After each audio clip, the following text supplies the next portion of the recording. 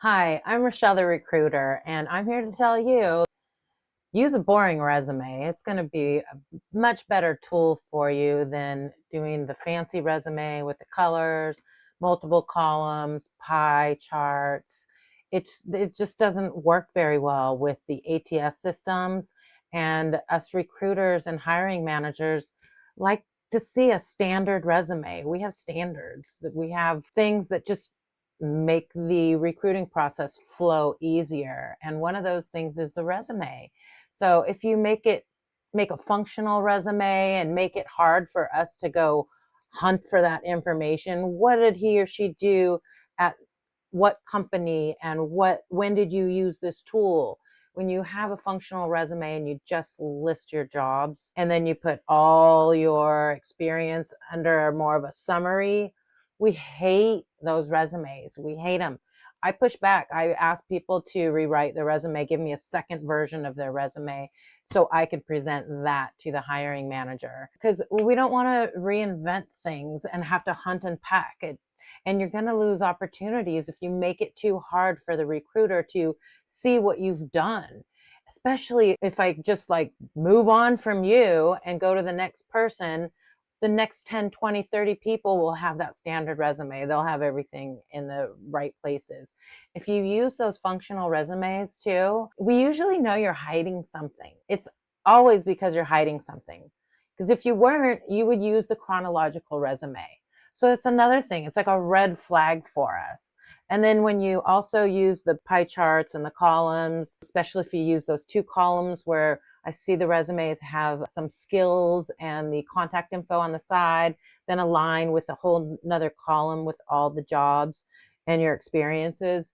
When that type of resume goes up into the database is going to try to think about what kind of resume you have and extract information from your resume to put it in the proper fields. It happens when you're applying for jobs too. You ever wonder why sometimes you upload your resume and all the fields are completely wrong? That's because your resume is usually not in the right format for it to just extract easily. So you need to just use the boring resume. Old ATS systems, some don't parse very well. Some of the new ones, like if you apply to a newer company or a company that's large and uses more new software, Workday is an applicant tracking system that I've used when I worked at Spectrum Brands.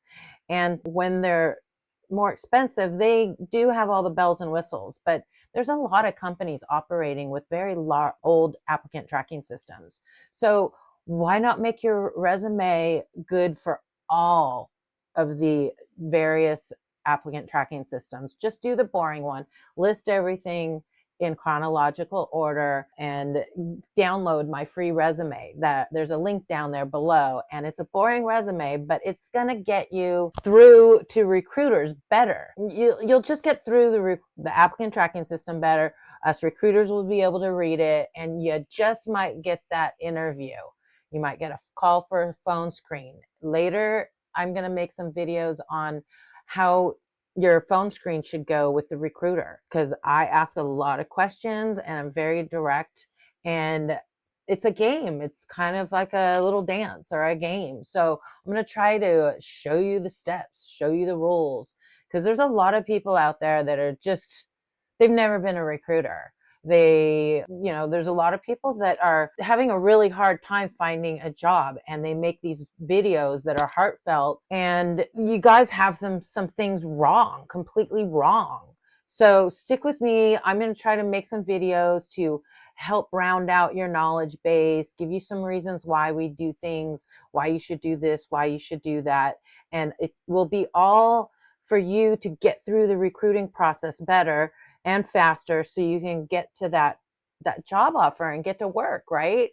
Okay, so let me get back to my notes. I went off on a little tangent there. So resume writers, I hired one a couple years ago, and nice guy, but he took all these words out of my resume that were industry specific, which made my resume less valuable. It's not going to make it through the ATS systems and bubble up to the top. So a recruiter will put eyes on it, or a hiring manager. Sometimes they are the ones that posted the job and they're reviewing the resumes. Those are the ones that want to control things more. There's some good and there's some bad in that.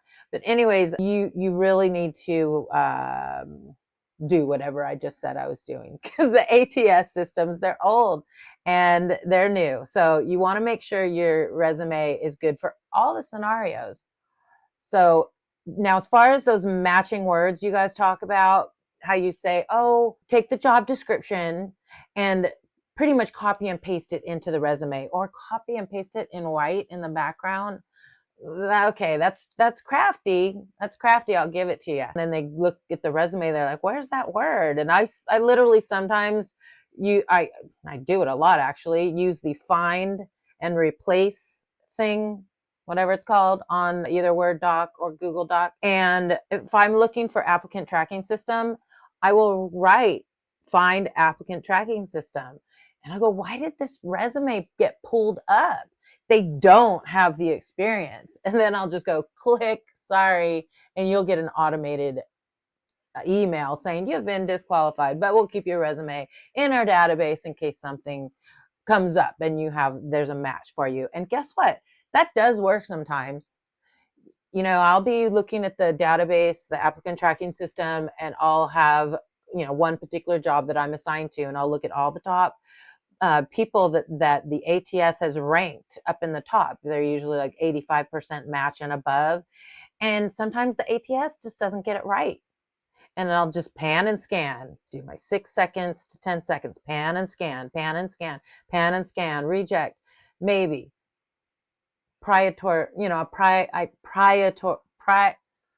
it in priority. Sometimes it'll be a star system. Sometimes I'll be able to use a color. We all have our methods, us recruiters, but sometimes I'll get through the people that the ATS said matched, but I know that not everybody showed up in the top. So I'll do a Boolean search on the database, all the resumes in the database. So I'll use operators like if, and, not, or. If you don't know how to Boolean search, Boolean search, look it up. Look it up on perplexity.ai. It will tell you how to use it. It'll give you, this is better than ChatGPT.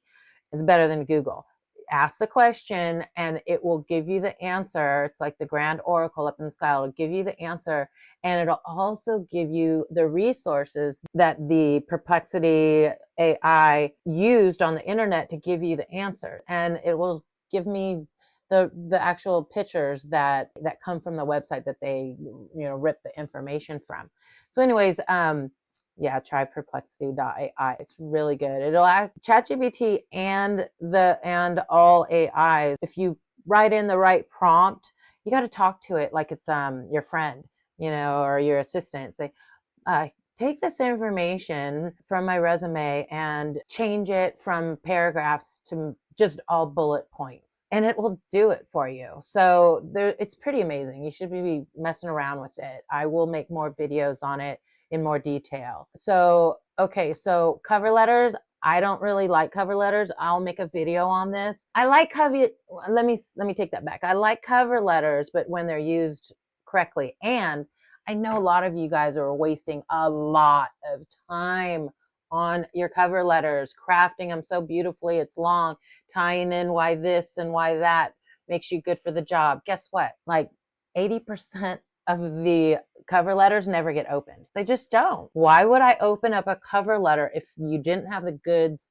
in your resume? Focus on getting the goods in your resume, making sure that the job is right for you and you're right for the company.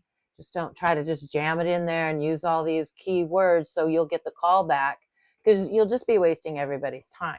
But if you are really just like spot on for the job, you need to get on your networking cap and your sales cap. I know it's uncomfortable for a lot of you, but I'm going to be making videos to show you how to network, even for shy people. Okay. I started on LinkedIn back in 2005 when I worked for, Linksys, when it was bought out by Cisco. I happened to be working for them at that time. And that's when my boss told me to get on LinkedIn.com. And so I did. So I've been on it since 2006. I think I have 17,000 people connections, organic. I will be teaching you how to use LinkedIn, why getting LinkedIn careers might be a good choice, and things like that. So like and subscribe so you can come back for my videos. I know I just kind of went blah, blah, blah, but keep your resume simple, clear, ATS friendly, like I told you. Download that resume. Don't spend money on hiring a resume writer unless it's just a resume writer. But if you want, make them use the boring chronological resume. Do not let them talk you into a functional resume, because we see it, we smell it, and we know that there's something wrong with your work history. Okay, so just own it. Own your gap, own whatever it is. Okay, let me know in the comments if there's any particular subject that you'd like me to cover, especially if there's like a pain point in your process for looking for a job. I want to help you with those pain points and get over them so you can get the shortcut to your job offer and bubble up to the top. Okay, so anyways, like, subscribe, keep me in your feed, and see you next time. Ciao, ciao for now.